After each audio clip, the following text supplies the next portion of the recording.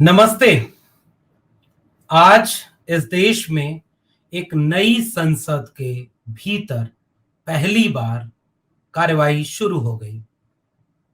पुरानी संसद की इमारत से पैदल देश के सभी चुने हुए सांसद नई संसद की इमारत में जाते हैं।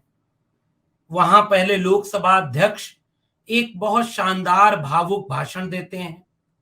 बहुत अच्छी अच्छी बातें होती हैं, ऐसे हर मौके पर बहुत अच्छी अच्छी बातें होती हैं। लोकसभा स्पीकर भी बहुत अच्छे तरीके से लोगों को कहते हैं कि भाई नई संसद है, नए तरीके से होना चाहिए, सब कुछ बहुत व्यवस्थित हो।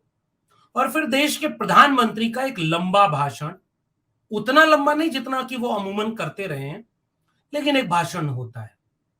शुरुआत प्रधानमंत्री की फिर से बहुत अच्छे अच्छे बातों से। कल भी मैंने इस बात पर टिप्पणी की थी कि कल के भाषण में तो एक नए प्रधानमंत्री नजर आए, जिनको पहली बार 75 साल 70 साल के भारत में कुछ अच्छा दिख रहा था। लेकिन आज के भाषण में प्रधानमंत्री बहुत संजीदगी से, बहुत संयम के साथ अपनी बात कहते हुए नजर आते हैं।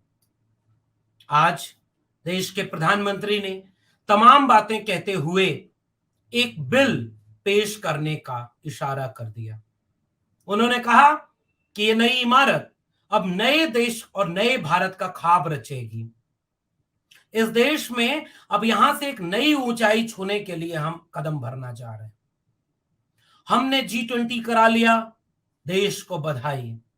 हमने चंद्रयान 3 कामयाब कर लिया, देश को बधाई। बहुत शानदार तरीके से प्रधानमंत्री उपलब्धियां गिनाते हुए जब महिला आरक्षण विधेयक पर आते हैं तो अप्रत्याशित ढंग से कितनी अच्छी बातें करने लगते हैं कि महिलाओं के बिना भागीदारी के कोई भी राष्ट्र बड़ा नहीं हो सकता। महिलाओं की भागीदारी के सवाल पर देश के प्रधानमंत्री ने इशारा करते हुए कहा कि अगर हमने इस देश में महिलाओं को बराबरी का हिस्सा नहीं दिया तो असल में इस देश का विकास अधूरा रहेगा। भारत के प्रधानमंत्री ने नारी शक्ति वंदन अधिनियम बिल यानी संविधान का 128वां संशोधन अधिनियम पेश करने का ऐलान किया और प्रधानमंत्री के ऐलान के बाद कानून मंत्री ने उस बिल को टेबल कर दिया।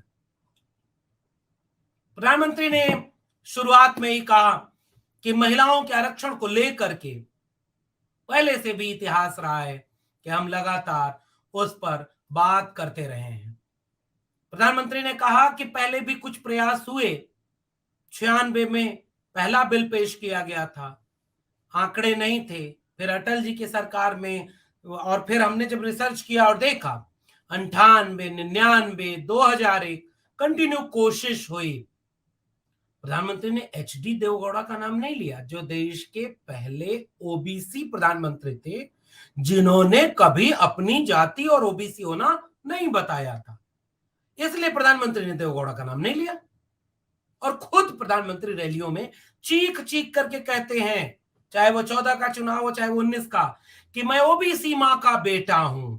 और प्रधानमंत्री तब कहते हैं जिनकी ट्रेनिंग आरएसएस की हुई है कि जाति कुछ नहीं होती, सब हिंदू हैं।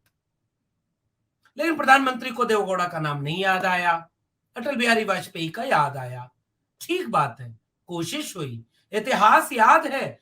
यानी प्रधानमंत्री जी उसी 70 साल में इसकी भी कोशिश की गई कि महिलाओं को भी आरक्षण दे दिया जाए। फिर उन्होंने कहा थोड़ा है ना भाई, सेल्फ मेड ओबीसी, वो फिर कैसे बात करेंगे। लेकिन अहंकार जाता नहीं। कई बार क्या बोले प्रधानमंत्री, लगता है ईश्वर ने कई बड़े फैसले लेने के लिए मुझे ही चुन रखा है, पवित्र काम करने के लिए। फिर प्रधानमंत्री ने देश को सूचना दी कि हमने पिछली बैठक में जो कल शाम को हुई महिलाओं के आरक्षण विधेयक को कैबिनेट में पास कर दिया है और इस नई संसद के पहले दिन हम इस देश को एक सौगात देना चाह रहे हैं। ये तारीख इतिहास में अमर हो जाएगी। हमने वुमेन लेड डेवलपमेंट का संकल्प लिया है। नारी शक्ति वंदन अधिनियम हमारी माताओं बहनों बेटियों को मजबूत करके एक मजबूत राष्ट्र बनाएगा। प्रधानमंत्री जी ये सारा विवरण दे रहे थे। फिर आते हैं देश के कानून मंत्री अर्जुन राम मेघवाल। अर्जुन राम मेघवाल आकर के पूरा बिल टेबल करते हैं। उस समय पूरा टेक्निकली पूरी बिल को टेबल किया जाता है और बिल टेबल करने के समय कुछ सूचनाएं सीधे सीधे दी जाती हैं। 128वां संविधान संशोधन अधिनियम, जिसमें अनुच्छेद 239 ए के तहत कहा गया कि 33% आरक्षण अब एनसीटी को दिया जाएगा, नेशनल कैपिटल टेरिटरी। 330 ए के तहत कहा गया कि शेड्यूल कास्ट, शेड्यूल ट्राइब को लोकसभा में जो 15% और 7.5% आरक्षण मिला है, उसके भीतर 33% आरक्षण महिलाओं को दिया जाएगा। आर्टिकल 332 ए में संशोधन के जरिए स्टेट असेंबली में 33% रिजर्वेशन। आर्टिकल 334 ए के तहत यह घोषणा की गई कि इसका टाइम ड्यूरेशन 15 ईयर का होगा। और अर्जुन राम मेघवाल ने घोषणा की कि जो 82 महिलाएं आज लोकसभा में सांसद हैं, महिला आरक्षण विधेयक के बाद वो 181 हो जाएंगी और महिलाओं की भागीदारी बढ़ जाएगी। अब यहां से मैं एक ध्यान आपका आकर्षित कराना चाह रहा हूं एक बहुत गंभीर मसले पर।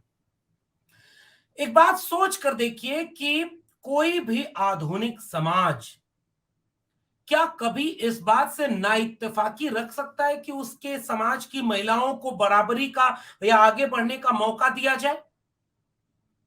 जिस समाज का आंकड़ा यह कहता है कि आपकी पहली संसद में 4.50% महिलाएं थीं और 17वीं संसद में 2023 में आकर के केवल 14.360% महिलाएं भागीदारी ले पाई हैं। अगर महिलाएं इस देश की आबादी की 50% हैं, तो क्या इस देश के हर संस्थान में उतनी तादाद में महिलाएं नहीं होनी चाहिए? क्या इस देश में महिलाएं पुरुषों के नीचे या उनसे कमतर ही रहें? कोई भी आधुनिक राष्ट्र कभी भी इससे सहमत नहीं हो सकता। कोई भी व्यक्ति, नागरिक और आधुनिक व्यक्ति इस बात से कैसे विरोध करेगा कि नहीं, हम महिलाओं को नहीं आगे बढ़ने देंगे और हम महिला आरक्षण विधेयक नहीं पास होने देंगे? कोई ऐसा कर सकता है क्या?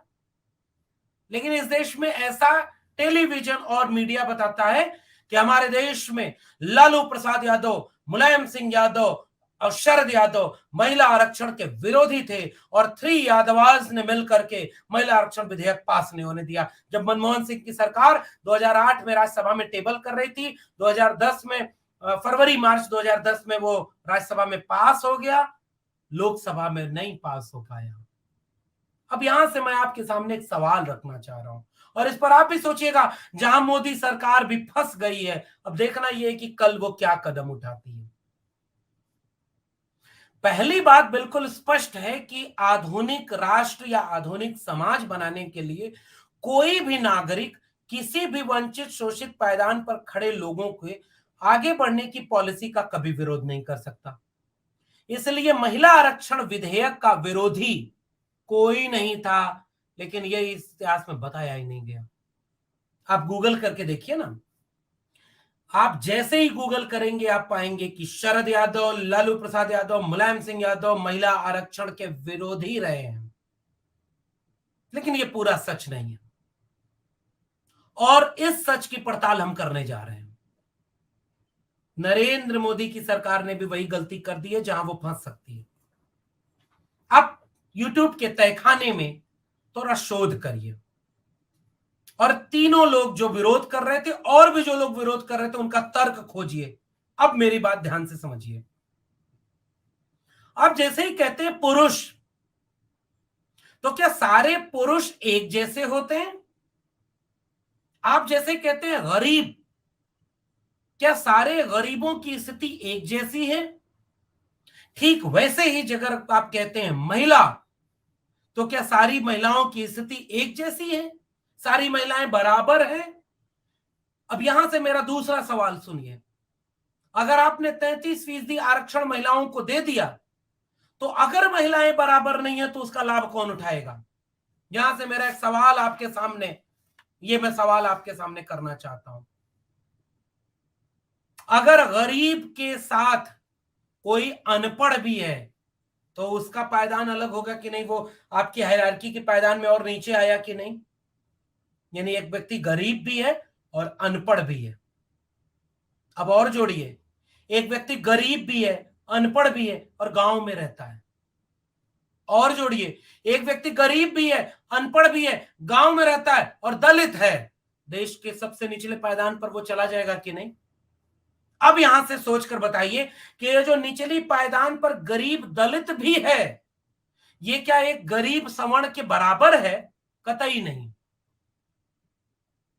वैसे ही अगर वो गरीब गांव वाला अनपढ़ दलित महिला होगी तो क्या वो बाकी महिलाओं से, जो शहर में या शिक्षित अनपढ़ बेरोजगार सारी महिलाएं एक जैसी हैं क्या? क्या उनकी जगह बराबर वही होगी जो उस महिला की होगी? और क्या महिला के नाम पर, अब मेरा एक और सवाल का जवाब दिया जाए। कल भारत के प्रधानमंत्री ने देश के सामने एक आंकड़ा रखा कि देश में अब तक 7,500 सांसद चुन करके आए आजादी के बाद से अब तक, जिनमें 650 सांसद महिलाएं थी। अब मेरे सवाल का जवाब यहां से दिया जाए, उनमें 98% महिलाएं केवल अपर कास्ट शहरी पढ़ी लिखी ही क्यों थी? और यह तथ्य है। और अगर 95 से 98% महिलाएं आजादी के 75 साल में केवल सवर्ण और शहरी पढ़ी लिखी अमीर घरों की हैं लगभग, तो इस महिला आरक्षण विधेयक का लाभ कौन सबसे पहले उठाएगा? और इसलिए three Yadavas will always fight for quota within quota, क्योंकि अगर महिला के नाम पर 33% आरक्षण दे दिया गया तो इस आरक्षण का लाभ कौन सी महिला सबसे ज्यादा उठाएगी? जो शहरों में होगी, जो शिक्षित होगी, जो थोड़ी अमीर होगी, और फिर उनमें और आइडेंटिटी जोड़ते जाइए। वो सवर्ण होगी, वो ताकतवर होगी, वो वोकल होगी। और इस 33% आरक्षण में अगर कोटा विद इन कोटा नहीं है तो फिर भारत की संसद में कोई भगवतिया देवी, कोई फूलन देवी कभी खड़ी होकर अपनी आवाज बुलंद नहीं कर पाएगी। इसका विश्लेषण किया जाना चाहिए।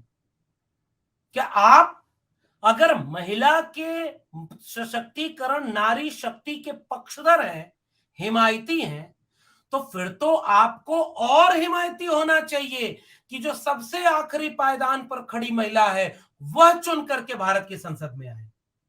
लोकतंत्र तो तब मजबूत होगा ना।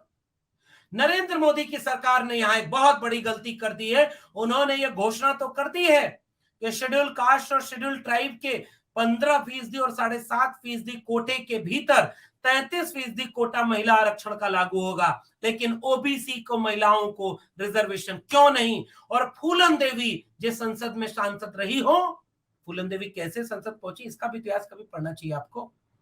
कितना गालियां दी गई उनको, चुनाव लड़ाने वाले और खुद चुनाव लड़ने वाली फूलन देवी को अपमानित और जलील किया गया।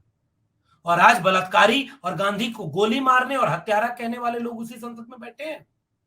क्या वो महिलाओं का प्रतिनिधित्व कर सकती हैं क्या? क्या वे महिलाओं पूरे देश के, भारत की महिलाओं का प्रतिनिधि हो सकती हैं क्या? जो अच्छी शिक्षित हैं और जिनके तन बदन पर अच्छे कपड़े हैं, जो अच्छे घरों में रहती हैं, वो गांव कस्बे में चूल्हे पर खाना बना रही, खेत में आधे बदन कपड़े लपेटी हुई किसानी का काम कर रही, किसी सड़क के किनारे पत्थर तोड़ती भगवतिया देवी का प्रतिनिधित्व वो महिलाएं कैसे कर सकती हैं? इसलिए महिला को एक आइडेंटिटी कहना महिलाओं का अपमान करना है। और इसलिए यहां पर नरेंद्र मोदी की सरकार फंस गई है। कल होगी डिबेट संसद में महिला आरक्षण विधेयक पर। कल हम भी देश से जानना चाहते हैं कि अगर महिलाएं ताकतवर हों, इसका कोई नियम बन रहा है, तो शरद यादव का बयान है कि तुम 33% आरक्षण क्यों दे रहे हो? इस देश की महिलाओं को 50% आरक्षण, यानी उनकी आबादी के मुताबिक पूरा 50% आरक्षण दो। लालू प्रसाद यादव का बयान है कि महिलाएं ताकतवर हों, क्योंकि बिना महिलाओं के ताकतवर हुए देश ताकतवर नहीं हो सकता, मगर वो हमा गांव की भगवतिया देवी भी ताकतवर हो, इसलिए कोटा विदिन कोटा करना पड़ेगा। कल देश जानना चाहेगा इस देश के प्रधानमंत्री से कि आप ओबीसी हो और आपने चुनाव प्रचार में लगातार ये बात कही है कि मैं ओबीसी मां का बेटा हूं। तो अगर आप ओबीसी मां के बेटे हैं तो 33% महिला आरक्षण में ओबीसी महिलाओं को 27% का कोटा क्यों नहीं है? पूरा देश आपसे जानना चाहता है। सवाल नंबर 1। और यहां नरेंद्र मोदी की सरकार फंस गई है। भाई आपको संसद में बहुमत है, आपको बाकी जगह पे चीजें हैं, हो सकता है आप पास करा लें, लेकिन सवाल तो पूछे जाएंगे। पास तो आपने किसानों का कानून भी करा लिया था, वापस करना पड़ा ना, क्योंकि तपस्या में कमी रह गई थी। इस बार भी महिला आरक्षण विधेयक में माननीय प्रधानमंत्री की तपस्या में कमी रह गई है। इस बात को मैं इशारे में आपको सामने समझा रहा हूं कि 33% आरक्षण के भीतर अगर 27% कोटा ओबीसी का, 15% कोटा शेड्यूल कास्ट का, 7.5% कोटा शेड्यूल ट्राइब का नहीं है। और आपने क्या दे दिया? 15% शेड्यूल कास्ट को कोटा है, उसके भीतर 33% आरक्षण। और इसको करने की क्या जरूरत है आपको? अब कोटा विद इन कोटा का एक हॉरिजेंटल रिजर्वेशन कैटेगरी बना देते, और हॉरिजेंटल में जहां क्षैतिज ओवरलैप कर रहा था, ओबीसी को 27% कोटा देते, शेड्यूल कास्ट को देते, शेड्यूल ट्राइब को देते, तो सारी महिलाएं जो पूरे देश का नेतृत्व करती हैं, गांव की कमजोर मजलूम बेटी, कोई आदिवासी महिला इस संसद में पहुंचती। हम सैल्यूट करते हैं आपको। हाँ, आपको ईश्वर ने एक महान काम के लिए बनाया है मोदी जी। हम सैल्यूट करते अगर कोटा विद इन कोटा करके आप रिजर्वेशन देते। और बात फिर से मैं अपनी कह रहा हूं, 33% नहीं, इस देश की महिलाओं को 50% आरक्षण देना चाहिए, इसमें कोई दो राय नहीं। और उस 50% में 27% ओबीसी को, 15% शेड्यूल कास्ट को अगर आप नहीं देंगे तो मेरा तर्क साफ है, 650 सांसद आज तक इस देश में चुनी गई हैं और 2% सांसद केवल एससी एसटी ओबीसी हैं, जिनकी आबादी 90% है। तो 90% आबादी की महिलाओं के बीच से 2% महिला चुनी गई और 10% आबादी के बीच से 95% 98% महिलाएं चुनी गई। और अगर इस देश का आंकड़ा यह है तो आप 33% में कौन सी महिलाओं को भारत का प्रतिनिधित्व देना चाहते हैं? और जो हाशिए पर पड़ी महिला है, जो आज भी कहीं पत्थर तोड़ रही है, खाने पे चूल्हे पे खाना बना रही है, खेत में काम कर रही है, मजदूरी कर रही है, उसको आप न्याय नहीं देना चाहते। इसलिए नरेंद्र मोदी की सरकार यहां पर फंस गई है। और यहां से एक विमर्श शुरू होगा कि नया भारत बिना जाति जनगणना के आपने क्लास 5 में लिखा है कि 5 क्लास में लिखा है कि आप नया सेंसस कराकर डेटा रिलीज करेंगे, तब 24 के बाद वाले चुनाव में ये इंप्लीमेंट होगा। 24 में तो कर भी नहीं रहे आप। तो जो सेंसस होगा वो कास्ट सेंसस होगा कि नहीं? और अगर कास्ट सेंसस में आबादी बढ़ती है, जिसकी जितनी है उसको उतनी आबादी के मुताबिक हक देना चाहिए कि नहीं? तो ओबीसी प्रधानमंत्री ओबीसी महिला को हक क्यों नहीं दे रहा? सवाल नंबर 1। ओबीसी प्रधानमंत्री ओबीसी की जाति जनगणना क्यों नहीं कर रहा? सवाल नंबर 2। और ओबीसी प्रधानमंत्री कोटा विद इन कोटा का विरोध क्यों कर रहे हैं? वो कोटे विद इन कोटे का नया नियम क्यों लेकर आए? इन चारों पांचों बिंदुओं के संदर्भ में मुझे तो ऐसा लगता है कि नरेंद्र मोदी की सरकार फंस गई है। हाँ, आज उनका संसद में बहुमत है, हो सकता है कि वो इतिहास में अमर होने के लिए पास करा ले, मगर सवाल पूछे जाएंगे। बहुत बहुत धन्यवाद।